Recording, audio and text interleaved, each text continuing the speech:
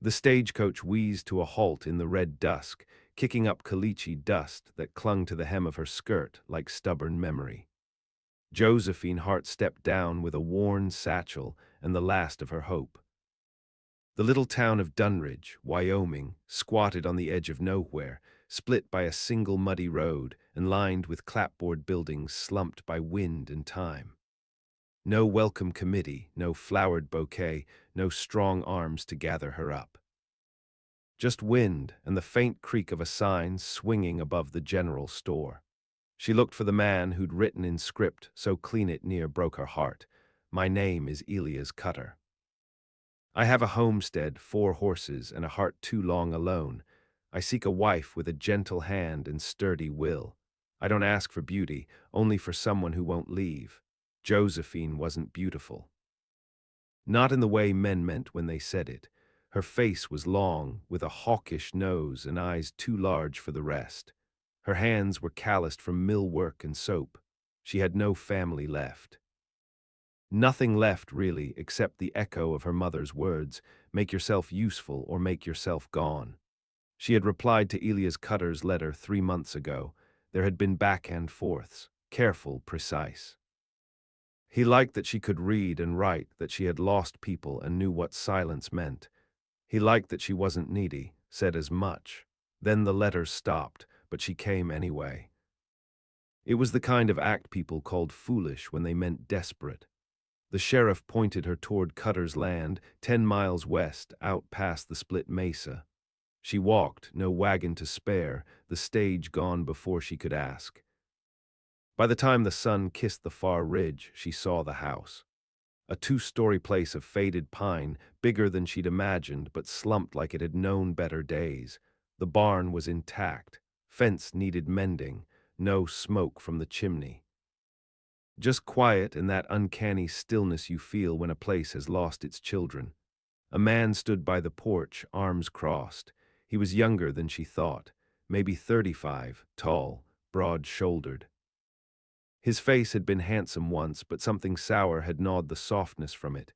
His beard was patchy, eyes pale like boiled-down frost. "Elias Cutter?" she asked, even though she knew. He nodded once, slow. "I'm Josephine." He looked at her like she'd tracked mud into church. "I know who you are." She waited. He didn't move. "I got your letters," she said. "Didn't tell you to come." "You stopped writing. But you didn't say no." That was the no. She felt her hands trembling, not from fear, from the knowledge she'd made a mistake and still had to wear it to the end. "I came to be your wife," she said. "You ain't my wife. You ain't what I asked for." A silence opened, deep and sharp. "You're too scrawny," he said. "You got a crow's face and a mill girl's hands. You ain't what I need out here." She wanted to tell him that loneliness didn't come with the right shape. That grief warped everything, but she only nodded once, turned around. "Wait," he said, and for a moment she thought maybe he saw something, maybe it was pride talking. Then he added, "There's a boarding house in Dunridge. They take in your kind. Tell 'em you're from Boston and they'll pity you faster." She didn't reply, didn't flinch.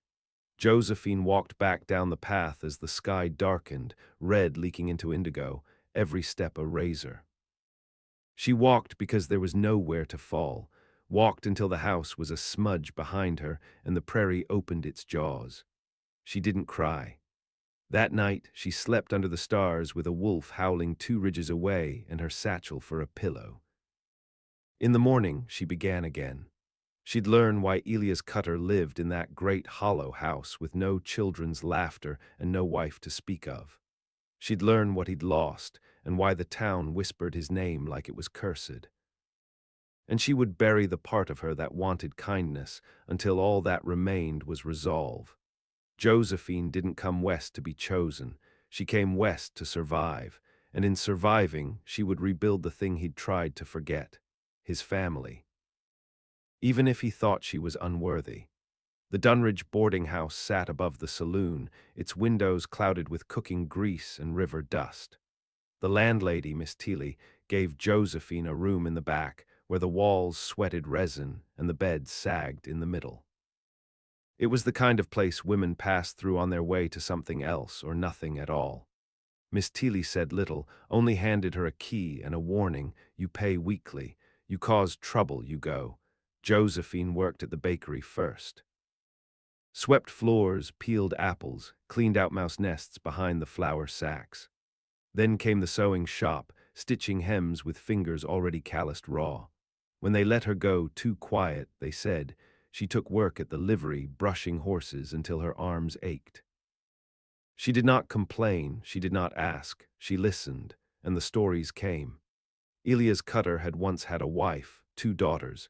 He'd built that big house with his own hands, wood cut from his own timber line. They said he'd brought the women west against better judgment, chasing some land grant dream. Then came the fire, not lightning, not bandits, just something gone wrong in the kitchen. Some said it was a stove pipe.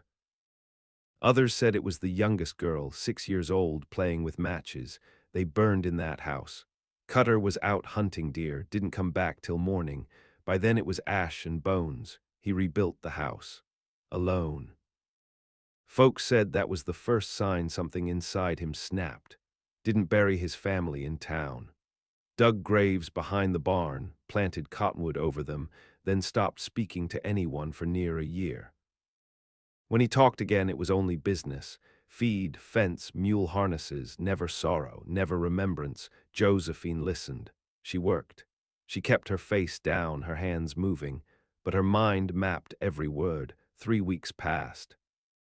One afternoon, she crossed the street to the general store and found a girl sitting on the back steps.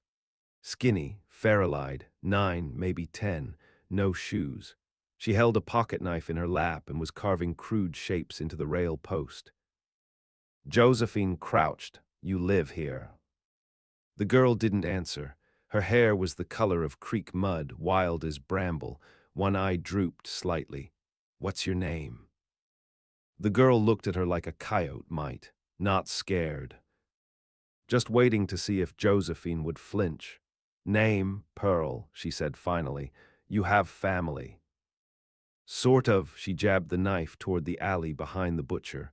Ma's there, most days, not always standing up. Josephine didn't ask more. She just sat, let the silence do the talking. Later, Miss Teely warned her not to get attached. That one bites. Her mother was working the rooms till her mind cracked.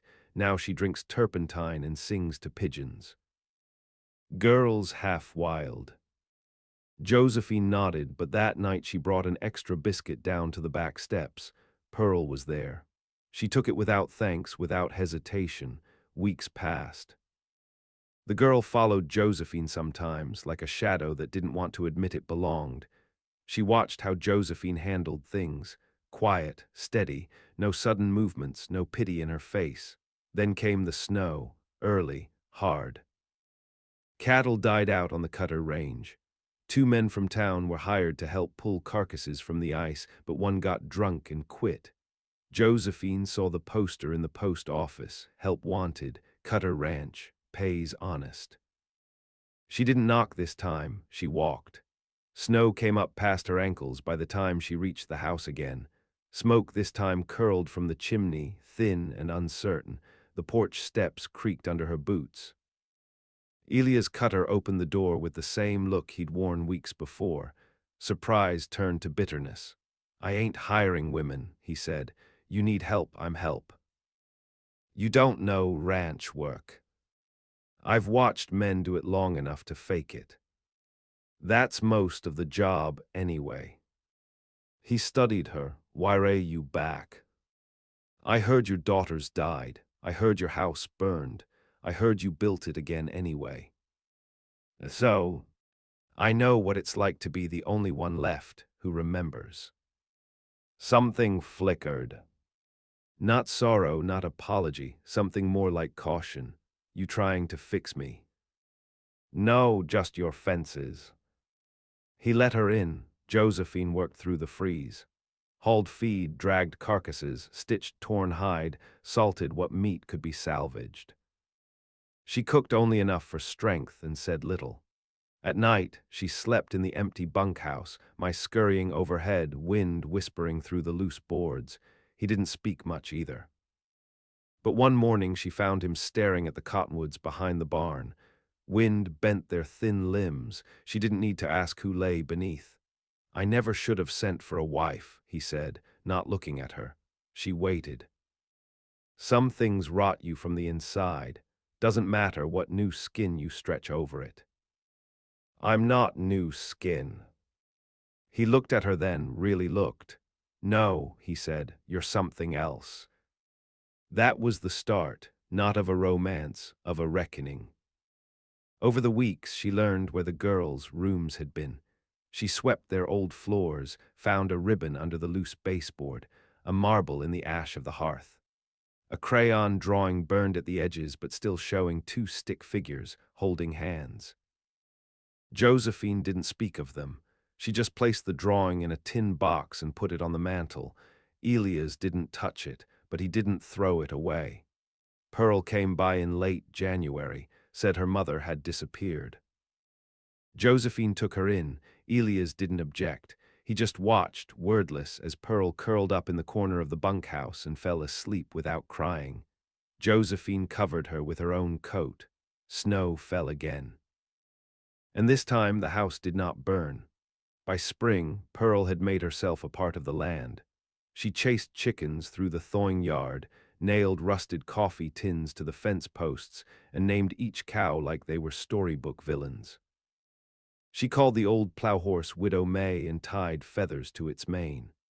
When she found a nest of dead mice in the tack room, she buried them proper, murmuring nonsense over the graves like a priestess from some half-lost country.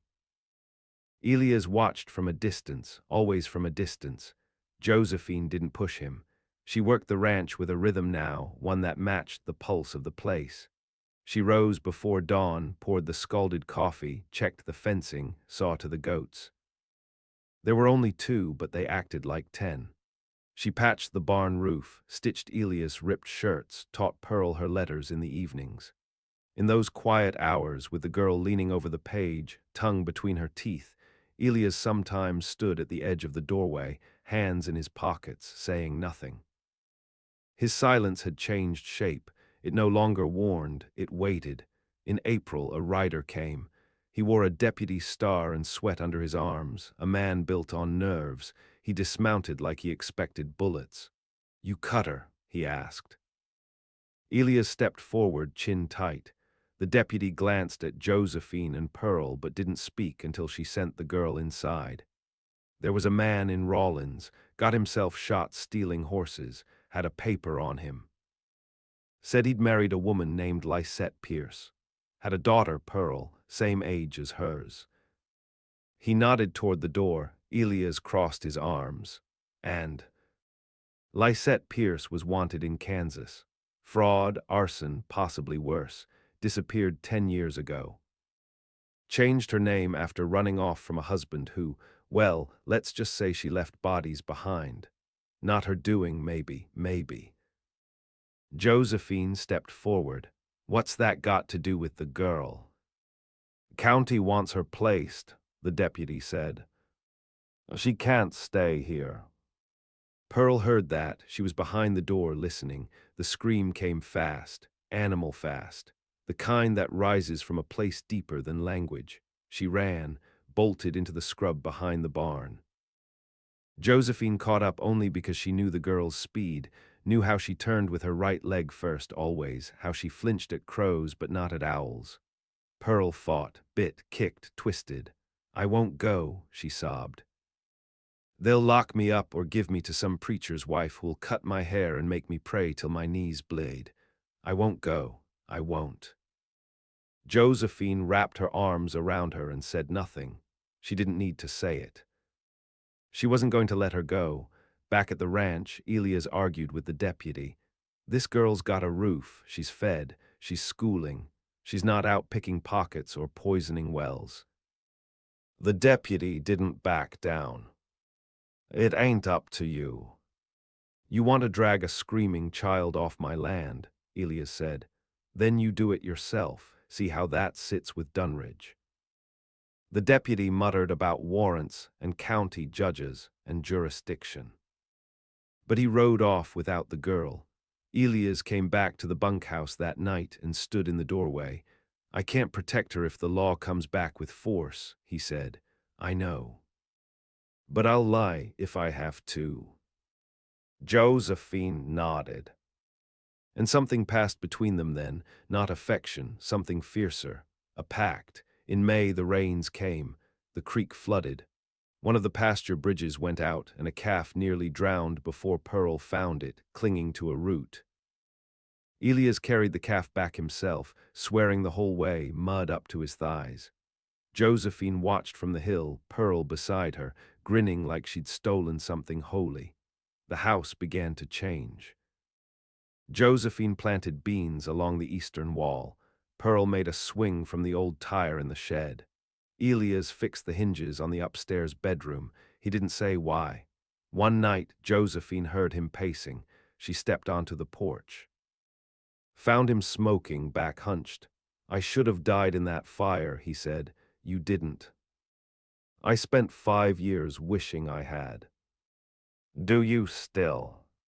He shook his head, "But I don't know what that means." She sat beside him. He didn't touch her. But he didn't move away. "I called you unworthy," he said after a long time. "I remember. You stayed anyway. I didn't stay for you." He nodded. "That's the part I can't forget." By June, Pearl had her own drawer in the main house. Her own cup on the shelf. Her handwriting still looked like chicken scratch, but she was reading Pilgrim's Progress with her finger under each word.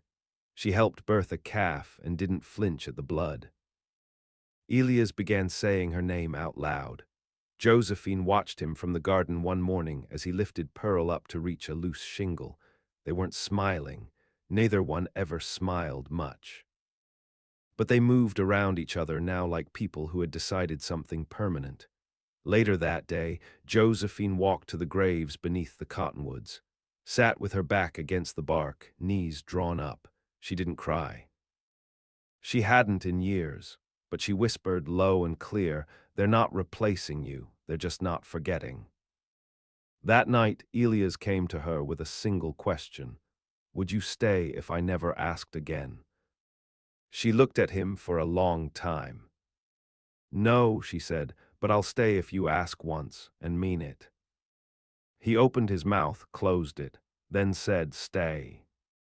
And she did, not as a bride, not yet, but as something deeper. A woman who rebuilt the shape of a family with hands the world had called unfit, and a girl who no longer feared being left behind. The prairie burned that summer, not with flame, but with heat. The sun bore down like it meant to flatten the land, turn the hills to bone in silence. Dust clung to the backs of teeth. Wells shrank. Animals moved slower, tongues lolling, eyes glassy with thirst. At the Cutter Ranch, the creek ran thin as a ribbon, and the corn Josephine had planted browned at the edges, curling inward like it wanted to die alone. Still, they endured. Josephine carried water before dawn, a bucket on each hip. Pearl rose with her now, no longer needing to be shaken awake. She fed the chickens without being asked. Read aloud to herself while sweeping the porch. Sometimes, in the heat-hung afternoons, she lay on the barn loft and watched the sky change shape. Elias worked beside Josephine in the fields. Quiet, steady. The lines in his face had softened in places, though he still barked when the fence line sagged or when Pearl left the goat pen unlatched. But he apologized now, even if it took him a day to say it. Once, during a thunderless dusk, he said, "I didn't know what to do with kindness before. I thought it was just another way to ask for something." Josephine wiped her brow and said nothing. They both knew the work was harder than the words. Then came Silas Grigg. He rode into Dunridge in a black coat, wrong for the heat, on a gray horse with a roach mane. He wore a revolver on one hip and a badge on the other, but it wasn't any badge local to Wyoming. The sheriff squinted at it and called it federal, That was all it took. Silas asked questions about Pearl, about Josephine, about Lysette Pierce. Said he was a bounty man working under contract. Said the girl might be tied to a case out of Topeka. Said there were claims on her blood. Quiet claims, he called them.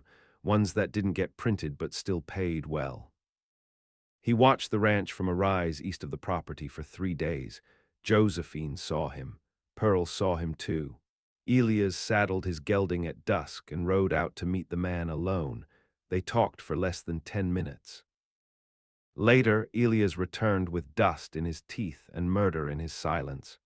He said she's worth money, Elias told Josephine as he scraped his boots on the porch, to someone with lawyers and old debts. Said she's heir to a liability, like she's just a scrap of land or a rotted fence line. Josephine waited. I told him if he set foot on my land again, I'd put a bullet behind his ear. Will he? Elias met her gaze. He wants the money more than his life. That night, Josephine locked the doors for the first time in weeks. She kept her shotgun loaded and under the bed. Pearl didn't ask why. She had seen enough in her life to read danger like weather.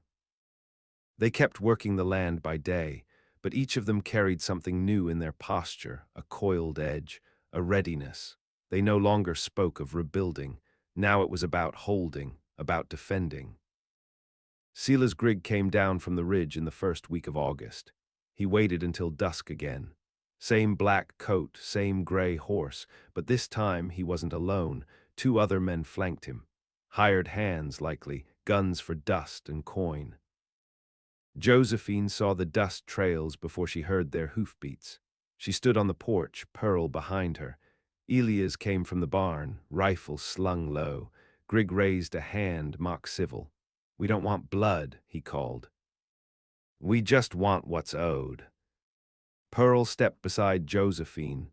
Don't, Josephine whispered. I ain't hiding. Elias raised his voice. You've been warned. Grigg's smile was slow. And you've been warned about harboring. We're not harboring anything, Josephine said. We're raising her. Grigg chuckled. You got no claim. You're not blood, not kin. You're just a mail-order bride who didn't even get wed. Josephine leveled the shotgun across the railing. Don't mean I won't bury you. The standoff held. Then the thunder cracked, not from the sky, from Elias' rifle, a warning shot. The men hesitated, calculated. This wasn't a town street or a saloon where barked threats passed for justice. This was prairie law, and prairie law said the one with the ground beneath their feet had the right to defend it. Grigg turned. He spat in the dust. We'll be back, he said. They rode off into the dark. Josephine didn't lower her gun until the last hoofbeat faded.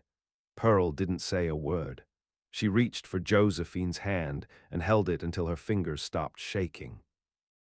Later, when the moon was high and the wind dry as bone, Elias came to the kitchen. He took off his hat, sat down, ran his hand through his hair like a man untangling something deep. We need to make it real, he said. Josephine looked up from the table.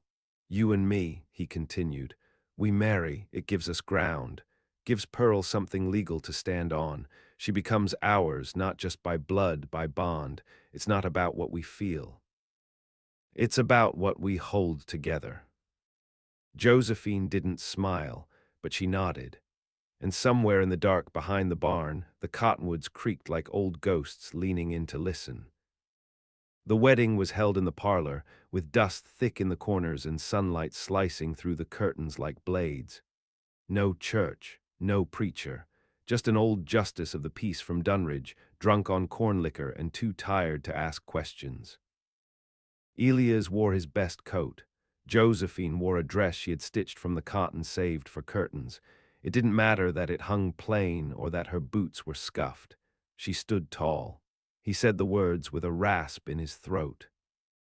Pearl brought them the rings, 2 bent copper bands cut from a feed bucket handle. She grinned as she handed them over. Now if you fight, you gotta do it legal. The justice laughed so hard, he nearly dropped his Bible. After he left, the house was quiet again, but it wasn't the same quiet. It held something now, something built. That night, Elias and Josephine sat on the porch, side by side. No celebration, just stillness. She poured 2 tin cups of coffee and passed him one. He cleared his throat. I'm not good with gentle. I didn't come west for gentle. Pearl slept in the old upstairs bedroom now, the one that used to belong to Elias' youngest. Josephine had scrubbed the walls and hung a fresh quilt. Pearl lined the windowsill with rocks and feathers, her version of prayer. They were a family, not by blood, not by law really, though the papers said otherwise now. They were a family because the world had tried to scatter them and failed. Grigg didn't return for weeks. The land cracked under the heat. Calves were born weak. The wind shifted. Josephine planted late beans and hoped the rains would come. Elias rode farther each day, checking fence, tracking signs. At night he came home covered in sweat and dust and silence. One morning he came back with news. Grigg's camped 2 miles east, he said. He's watching. Waiting. Josephine tightened her grip on the dish she was drying. Alone. No for now. Looking for a way in. They'll wait for dark, or when we're divided. Pearl stood at the door, fists clenched. We could just go. Leave this place. No, Josephine said. We built this. They don't get to take it. Pearl blinked back tears. They took everything from my ma. I didn't think they could take more. They won't. Josephine meant it, but she didn't say the rest. They'll have to kill me first. That evening she rode to Dunridge, found the sheriff sipping whiskey on the porch of the jailhouse. I need 5 rifles and good men behind them, she said. The sheriff didn't answer at first. Just looked out toward the hills. Cutter doesn't ask for help. I'm not Cutter, I'm his wife, I'm asking. You can't pay what mercenaries cost. No, but I've got land and gratitude. The sheriff rubbed his jaw. We don't want a war. It's already started. You just ain't heard the first shots yet. By sundown, 2 men agreed to come. Both owed Elias favors from years past. One had a shotgun with a cracked barrel. The other brought a Sharps rifle older than the county itself. They set up in the loft of the barn, eyes sharp. That night, Josephine lay in bed with her boots on. Elias sat at the window with a repeater across his lap. Pearl slept between them on a pile of blankets, breathing soft. In the hours before dawn, the dog barked once. Then the silence snapped. Gunfire cracked through the trees, not wild, precise. Josephine grabbed her shotgun and pushed Pearl beneath the bed. Elias didn't speak. He moved to the door, crouched low, waited. A shadow darted past the window. Josephine fired. A scream tore through the night. Another man came up from the side, crawling along the porch. Elias opened the door and shot him clean through the shoulder. Then came Grigg's voice, calm as a priest's. This ain't worth dying for, Cutter. Give us the girl and walk away. Elias didn't reply. Josephine stepped beside him. She's ours. That means we do die for her. Another shot rang out. One of the hired men in the loft yelled, hit but still firing. It lasted less than 10 minutes. Grigg's men weren't used to resistance, not from a woman in a feed-sack dress or a rancher half-mad from grief. One fled into the trees. Another bled out behind the woodpile. Grigg himself stayed hidden until the end. Josephine found him crawling along the creek bed at sunrise, pistol in one hand, bleeding from a graze across his scalp. He looked up at her and smiled, wild and strange. You're not even her blood. She's mine anyway. You're not worthy. Josephine leveled the shotgun. No, she said, but I'm enough. She pulled the trigger. The blast echoed through the cottonwoods. The creek ran red for a few feet, then cleared again. By midday, the sheriff rode out, found the bodies buried proper, found Elias on the porch, eyes sunken but calm, found Pearl writing her name in the dust on the windowsill. Josephine was already in the fields, sleeves rolled, planting late. "You all right?" the sheriff asked her. She wiped her brow. "We're still here." That was all, still here, still standing. The family no one chose, holding the land no one thought they deserved. The grave for Silas Grigg was shallow, marked with a rock Josephine did not carve. They buried him past the line of the cottonwoods, outside the fence, where the grass never took. Elias said little. Pearl asked once if she could spit on it, and Josephine said, "Not now, maybe later." That was the last they spoke of him. The summer dragged on in dry fits. The corn failed, but the beans came back, tough as nails, curling stubborn up the lattice Josephine had built from scrap iron. The cattle held, the fence stayed up. The creek ran slow, but it ran. Life didn't thrive, it endured. Pearl grew quieter. She had always been feral, but now she moved with a sort of watchfulness that didn't match her age. When she climbed trees, she kept one eye on the horizon. When she laughed, which happened more now, it was sudden, sharp, then gone, like a bird startled from a branch. She had her mother's cunning and Josephine's steadiness. It made her dangerous in a way no man could quite name. That fall, Elias rebuilt the front gate, not because it needed it, because he wanted to. He sanded each plank smooth, carved the family brand into the crossbeam. Not his old one, a new one, a circle split by a single thorn branch. Pearl said it looked like a mouth that could speak and bite in the same breath. "Seems right," Josephine said. The house took on weight in the cold months. The kind of weight that comes from stories and skin and breath-warming wood. Josephine lined the pantry with jars of preserved vegetables, taught Pearl to sew straight seams and saddle a mule with one arm. Elias fixed the fireplace, carried in logs with the same rhythm every night. They didn't speak often. They didn't need to. There were nights Josephine watched him watch the fire. His face would twist into that old ache, his daughter's, the fire, the way grief grinds down until only silence survives it. She would set her hand over his, not to stop it, just to steady the shaking. He never said thank you. She never needed him to. In early December, a letter arrived, addressed to Mrs. Josephine Cutter. It came from Kansas, official, printed in ink too crisp to mean anything good. Josephine read it twice, burned it in the stove. When Elias came in from feeding the goats, she handed him the ash. He stared at it. What did they want? To challenge guardianship, some distant cousin of Pearl, suddenly interested. "She doesn't know them. She knows us." He reached for the ash and crumpled it further in his calloused hand. "They won't take her," he said. "They won't get the chance." By spring, Pearl turned 11. Josephine made a cake with flour they couldn't spare. Elias whittled a comb from cedar. Pearl said nothing, just hugged them both in a way that felt too adult, too final. That evening, Josephine took her walking up the ridge, past the cottonwoods, past Grigg's grave, to a place where the prairie stretched unbroken in all directions. "This land," Josephine said, "was never meant to belong to people like us." Pearl squinted into the wind. "Then why do we stay?" "Because we're the only ones who know what to do with it."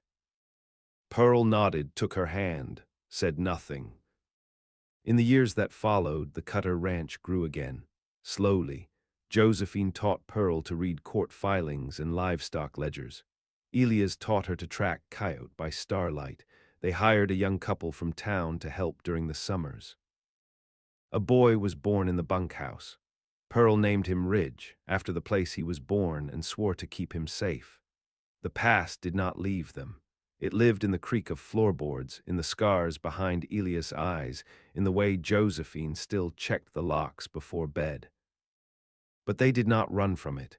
They built over it, layered love and sweat and dirt until it stopped bleeding.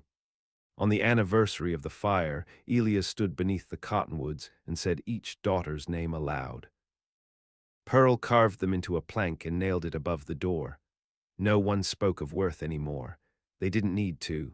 Josephine had rebuilt what the fire took, not the same daughters, not the same life, but a new blood, a new root, born of loss. Raised in defiance, held together by a woman once called unworthy. And the land, at last, whispered its approval in wind and rain and the slow, steady rhythm of things that endure.